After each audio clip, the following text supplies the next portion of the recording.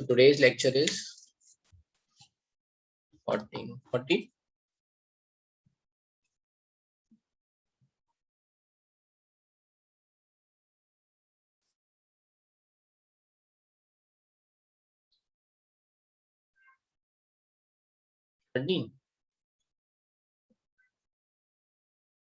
Thirteen.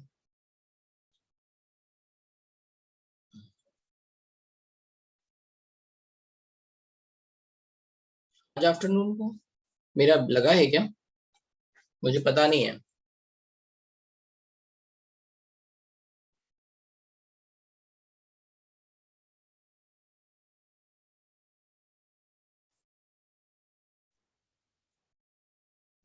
ऐसा कुछ है, पता नहीं है मुझे। नहीं नहीं नहीं है। राइट।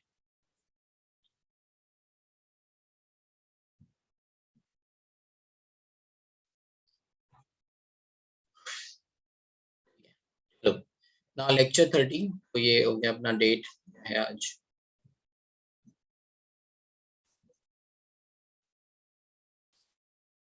9/11, हाँ 2021। ठीक है, तो इसमें हमने बॉन्डिंग पैरामीटर्स बता दिए थे, है ना, bond parameters. Now we are focusing on dipole moment.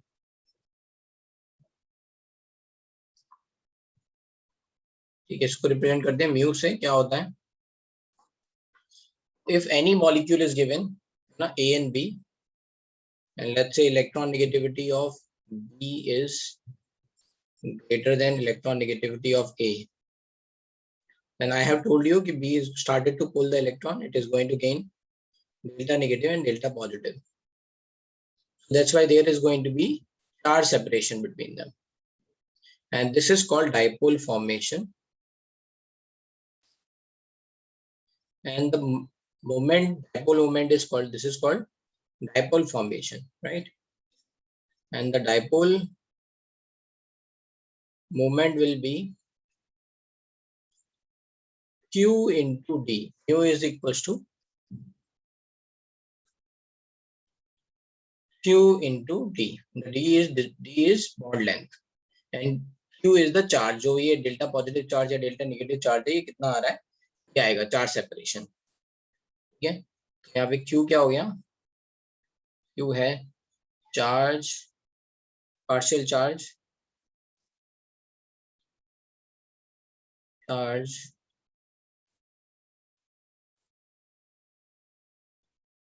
On A है ना, और B, and D is the bond length. तो इसको बोलते हैं dipole moment, and this dipole moment is vector quantity.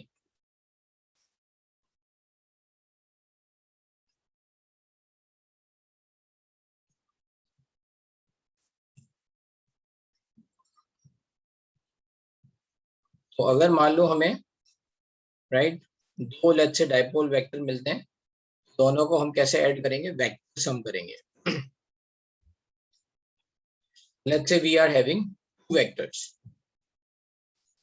One is like this and another one is like this, let's say. ठीक है, दो वेक्टर है let's say. तो let's say P and Q vector, इनका जो रिजल्टेंट वेक्टर आएगा R vector, वो क्या होगा बताओ भाई, सबको पता है ना ये? R वेक्टर का mod is going to be P square plus Q square plus 2PQ cos theta, right?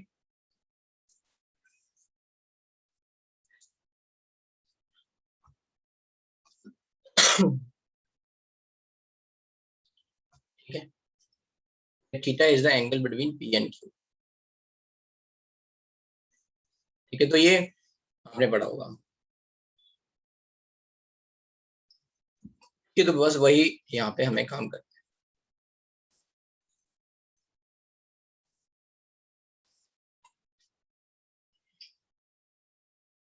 ठीक है, अब बात करते हैं unit of dipole moment, of dipole moment.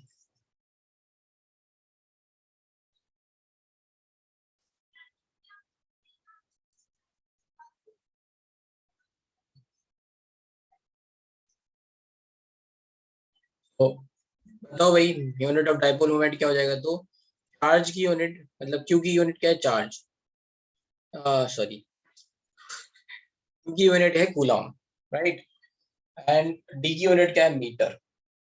एक तो डी यूनिट हो गई कूलम मीटर,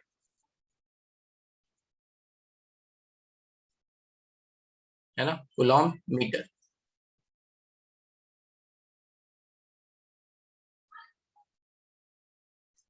ये पहली यूनिट। दूसरी यूनिट होती है अगर मान लो चार्ज को कूलम की जगह ईएसयू में लिख दें, इलेक्ट्रोस्टैटिक यूनिट, और डिस्टेंस को सेंटीमीटर में लिख दें, तो दूसरी हो गई ईएसयू सेंटीमीटर।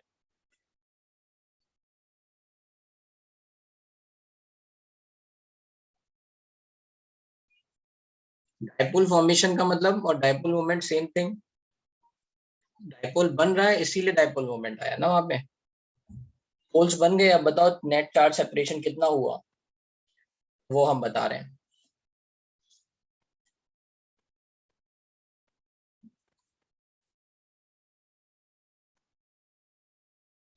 तो पहली वाली यूनिट सीजीएस, दूसरी ईएसयू, और तीसरी एक जनरल फॉर्म है, उसको बोलते हैं डिवाई। क्या बोलते हैं? डिवाई, और कैपिटल डी से, तो यही मोस्ट इंपॉर्टेंट है। ठीक है, डिवाई। हाँ जी। Good morning sir. ESU is electrostatic unit charge. हाँ, हाँ सर, ये ईएसयू और डी बाई किस चीज की ऐसा यूनिट है? क्या पढ़ा रहे हैं बताओ? Sorry sir. क्या पढ़ा रहे हैं? Sir chemistry. ओहो, बहुत सही तुमने, मतलब तालियां हो जाए तुम्हारे लिए। और क्या पढ़ा रहे हैं? Sir unit of dipole moment. फिर किसकी यूनिट होंगी? अच्छा, ये सब यूनिट ऑफ डाइपोल मोमेंट की। हो गया तुम्हें, ओके। सही है। हाँ सर, हाँ सर। नहीं तो मतलब नॉट इन डेटा, मतलब किसी और की भी ऐसा यूनिट है क्या? क्योंकि सेंटीमीटर भी किसी और की ऐसा यूनिट है तो। सेंटीमीटर है तो उसका मतलब क्या है? हम तो ईएसयू सेंटीमीटर लिख रहे हैं। चलो, ठीक है। Dipole moment is Q into D.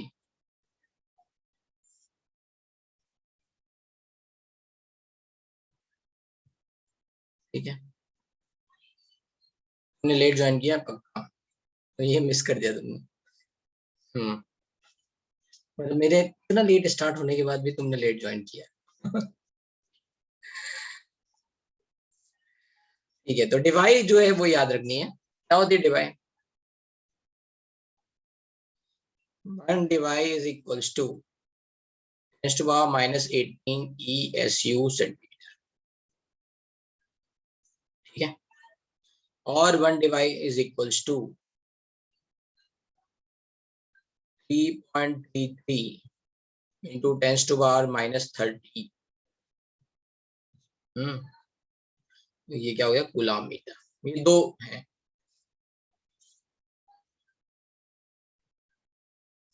अब ये थोड़ा समझ लेते हैं यहाँ पे। आपको ये पता था चार्ज ऑफ इलेक्ट्रॉन क्या होता है? 1.6 इंटू 10⁻⁻19 कूलम। ईएसयू में क्या होता है?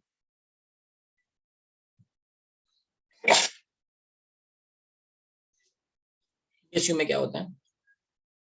याद है किसी को?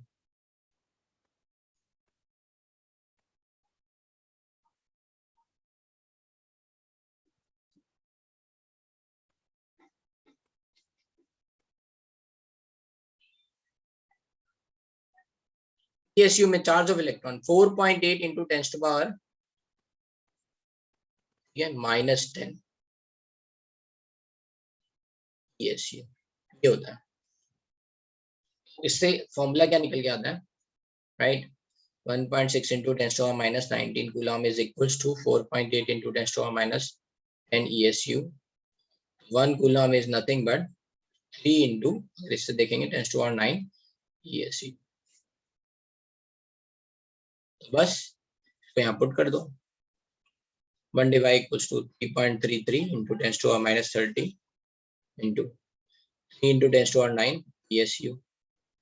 मीटर को सेंटीमीटर में कन्वर्ट करेंगे तो 100। मतलब टेंड्स टू R2. 3.33 और 3 is 10 है ना. 0.33 9.99 तो 10 है ना. Tends to R minus 30, tends to R 9, tends to R2. ये क्या हो जाएगा, tends to R minus 18 ESU 30. Interconversion याद रहेगा, याद रहेगा. ये याद रखना है, ठीक है. चार्ज ऑफ 1 इलेक्ट्रॉन, इससे ऐसे इंटर कन्वर्जन आप कर लोगे, ठीक है. एक वैल्यू याद रखो, ये वाली ज्यादा यूज होती है, ठीक है. ये वाली क्यों ज्यादा वो यूज होती है, ये वाली, क्योंकि जो डिस्टेंस दे रखी होती है बॉन्ड लेंथ, राइट, वो आप सेंटीमीटर में कन्वर्ट कर लोगे. जैसे एंगस्ट्रॉम में दे रखी है, उसे सेंटीमीटर में कन्वर्ट कर लो. जैसे मान लो अगर बॉन्ड लेंथ दे रखी है कहीं पे 1 angstrom, right, you can directly say that this is 10 to the minus 8, 10 to the minus 8, let's say ये हो गया आपका सेंटीमीटर. और चार्ज अगर हम बात कर रहे हैं तो चार्ज ऑफ इलेक्ट्रॉन हो जाएगा 4.8 into 10 to the minus 10 ESU, ठीक है. इन दोनों को मल्टीप्लाई करोगे तो क्या हो जाएगा, 4.8 into 10 to the minus 18 ESU centimetre. Approximately dipole moment कितना आ जाएगा, 4.8 डिवाइड. मैं जनरल बता रहा हूँ. कहीं पे अगर मान लो बॉन्ड लेंथ दे रखी है इतनी, चार्ज दे रखा है कि भाई 1 इलेक्ट्रॉन का चार्ज आया ऐसे, तो ऐसे आप समझ सकते हो, ठीक है. क्लियर ये बात, कैसे निकालेंगे डिवाई में फॉर्मूला. चार्ज ऑफ इलेक्ट्रॉन याद रखना बस इसमें, ठीक है, ESU में. ये तो हो गई इसकी यूनिट. इंटर कन्वर्जन पढ़ लिया, dipole moment, right.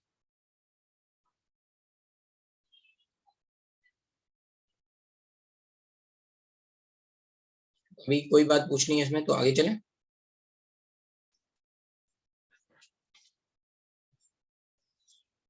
Diatomic substance में तो डाइपोल बहुत आसानी से निकाल सकते हो इलेक्ट्रॉन नेगेटिविटी के डिफरेंस से, ठीक है. तो अगर इलेक्ट्रॉन नेगेटिविटी का डिफरेंस लगभग 0 हो गया तो कंपाउंड नॉन पोलर, और अगर इलेक्ट्रॉन नेगेटिविटी का डिफरेंस सिग्निफिकेंट हो गया तो कंपाउंड पोलर, ठीक है. Diatomic molecule we can say ये चल रहे हैं, ठीक है. किसी को कोई डाउट यहाँ तक, एनी डाउट, ये सब ठीक है. अब देखते हैं हमें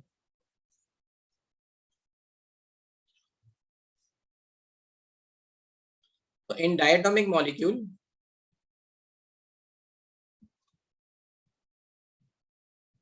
let's say AB, if electron negativity of A is approximately equals to electron negativity of B, bound non-polar.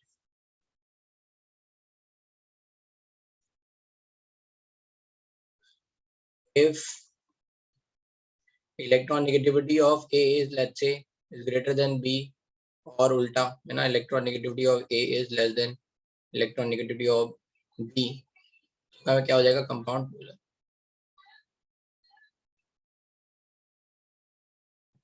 ठीक है. दो कंडीशन हो गई. let's say in polyatomic molecule, मतलब जिसमें 3-4 ऐसे एटम्स हो, मॉलिक्यूल,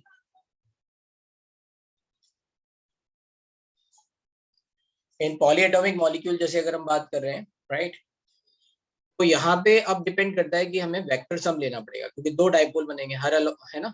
अगर पॉलीएटॉमिक मॉलिक्यूल है तो मोर देन 1 बॉन्ड बनेंगे, और मोर देन 1 बॉन्ड करने के कारण एक से ज्यादा डाइपोल मतलब मोमेंट हो सकते हैं. तो right, in polyatomic molecules there is a possibility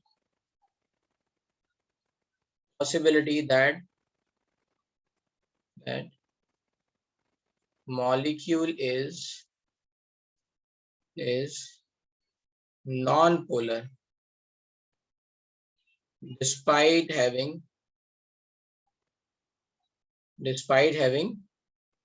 polar bonds,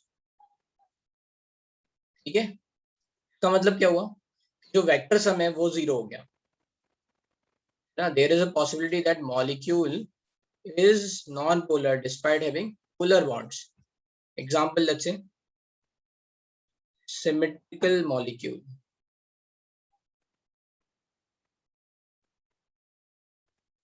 जैसे एग्जांपल में हम लिख सकते हैं, राइट? तो we can say BF3, we can say CH4, we can say SO3, right? Symmetry जिसमें हो, ठीक है? SO3 XeF4 CO4, सारे बॉन्ड सेम हो और एक दूसरे को कैंसिल आउट कर रहे हैं। CCl5 गैस, इंपॉर्टेंट बात है गैस, अगर सॉलिड लिख दोगे तो पोलर होगा या नहीं? सॉलिड में तो प्लस और माइनस बन ही रहे हैं, राइट? PCl5 गैस वाला, ऐसे एटसेट्रा लिखो भाई ऊपर, राइट? राइट टिल हियर, एक मिनट आ रहा हूँ।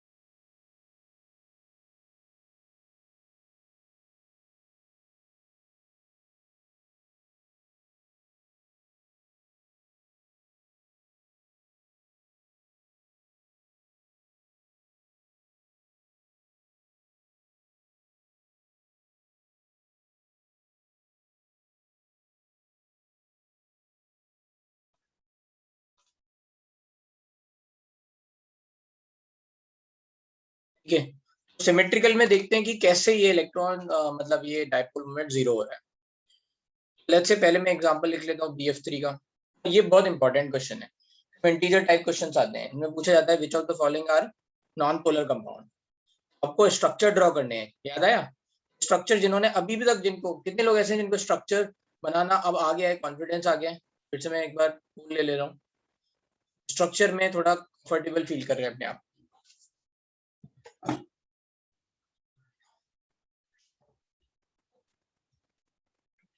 जल्दी से बताओ भाई, है ना? पोल करना है यार, जल्दी जल्दी पोल करो।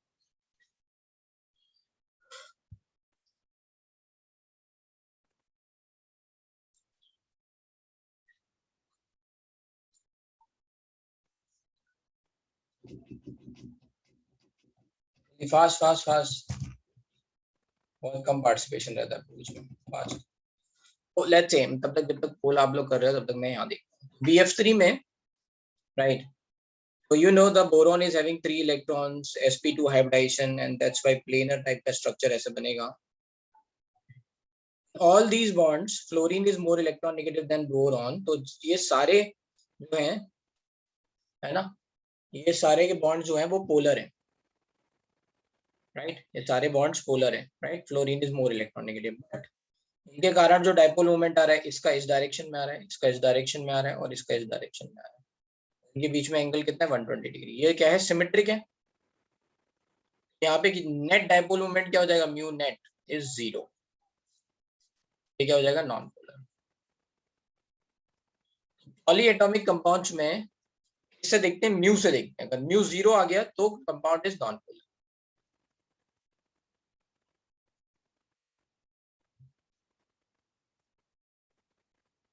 ठीक है, राइट? ऐसा, ये लिख लो ये बात।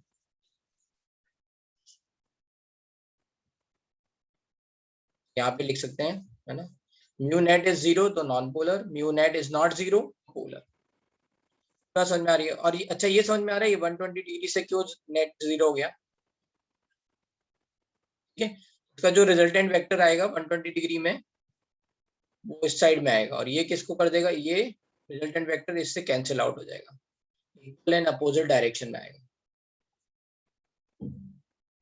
ठीक है, yes, due to vector sum. कोई भी दो वेक्टर ले लो, वो 120 डिग्री पे है तो, राइट, उनके कारण जो नेट रिजल्टेंट वेक्टर आएगा, है ना, उसका मैग्नीट्यूड किसके, इसी के बराबर होगा, क्योंकि ये दोनों वेक्टर सेम है, सेम बॉन्ड्स है ना। सिमेट्री का मतलब ये है कि टाइप्स ऑफ बॉन्ड भी सेम होने चाहिए, ऐसा नहीं कि हमने बॉन्ड्स अलग अलग कर दिए तो फिर डायपोल मोमेंट 0 आ जाएगा, राइट। ठीक है, यहाँ पे बोरॉन फ्लोरीन बॉन्ड है तो सब में ये डायपोल मोमेंट सब सेम आएगा, Q into d, bond length same होगी, राइट, ये सेम आएगा तो फिर, right, you are going to do the vector addition, तो इन दोनों के कारण जो net let's say resultant vector आएगा वो इसके देन अपोजिट होगा, कैंसिल। और यू कैन सी इस बात से भी है ना कि ये तीनों मिलके आपस में इक्विलेटरल ट्रायंगल बना रहे होंगे, अगर ऐसे, मतलब नॉट नॉट लाइक दिस, इसके रिजल्टेंट वेक्टर अगर देखेंगे, फिर इनके वेक्टर के कोऑर्डिनेट मतलब वो कर लो, पार्ट ब्रेक कर लोगे तो उससे आ जाएगा।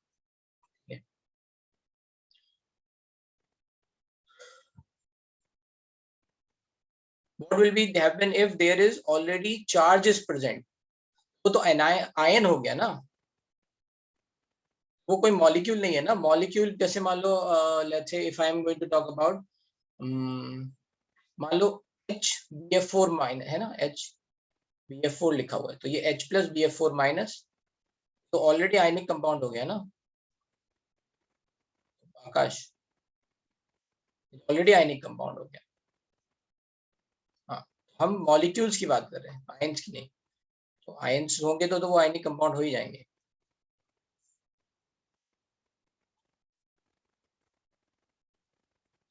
ठीक है, ऐसे ही CH4 में क्या है, अब जो रेगुलर ज्योमेट्रीज आ रही हैं, रेगुलर ज्योमेट्री ऐसे आ रही थी कि इनके बीच में इक्वल है ना, मतलब बॉन्ड एंगल है, इक्वल बॉन्ड एंगल है, तो जो रिजल्टेंट वेक्टर आएंगे वो एक दूसरे को कैंसिल आउट ही करेंगे।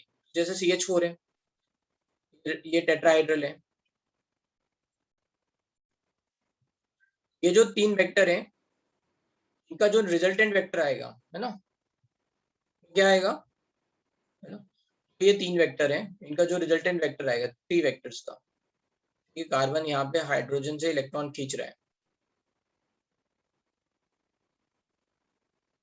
ठीक है, इससे भी खींच रहा है, तो इन तीनों के कारण जो रिजल्टेंट वेक्टर आ रहा होगा, नीचे वाले तीनों के कारण वो ऐसे आ रहा होगा ऊपर की डायरेक्शन में रिजल्टेंट वेक्टर। ये तीनों जो है वो ऐसे हो गए, है ना, ये वेक्टर इधर की डायरेक्शन से हैं, राइट, ऐसे, ये ऐसे कुछ हो गए, है ना। अब इन तीनों का वेक्टर ऐसे लोगे, इन तीनों का वेक्टर आएगा वो ऊपर की तरफ आएगा, जो इसके इक्वली एंड अपोजिट होगा ये नीचे वाला वेक्टर, कैंसिल आउट। समझ में आ रही है?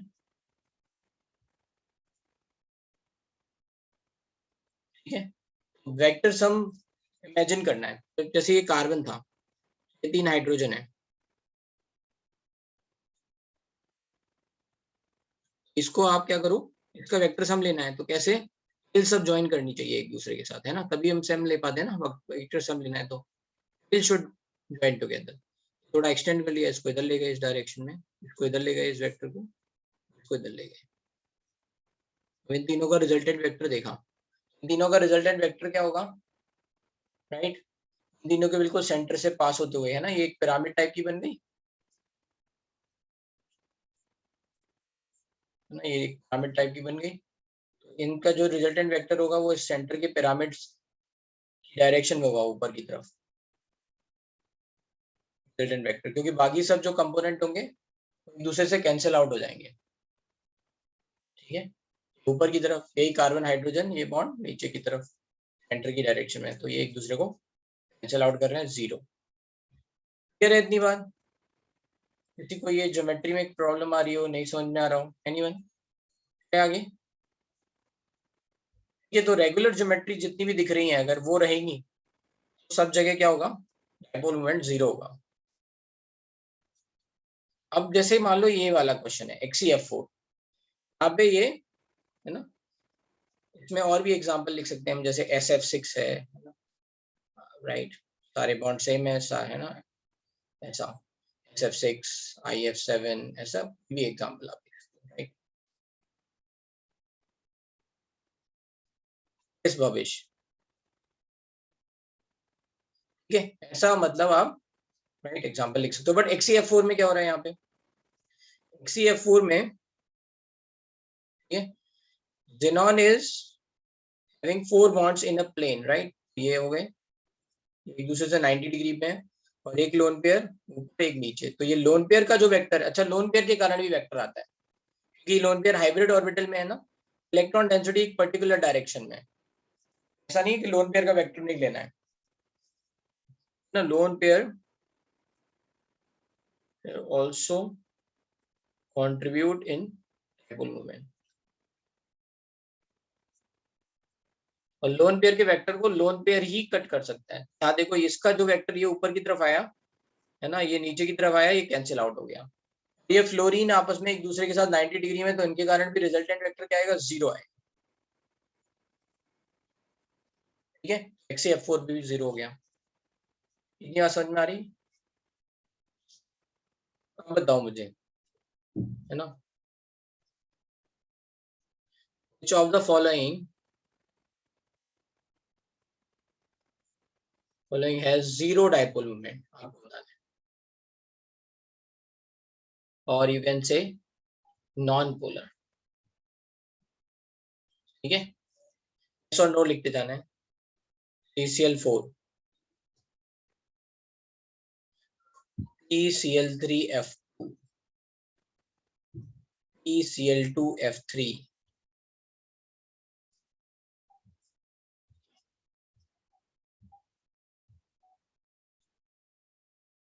ICl2, ClF3,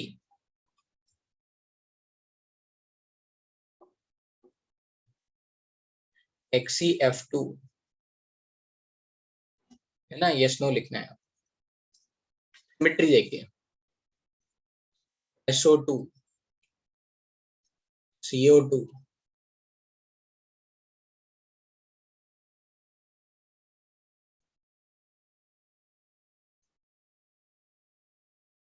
BCl2 gas,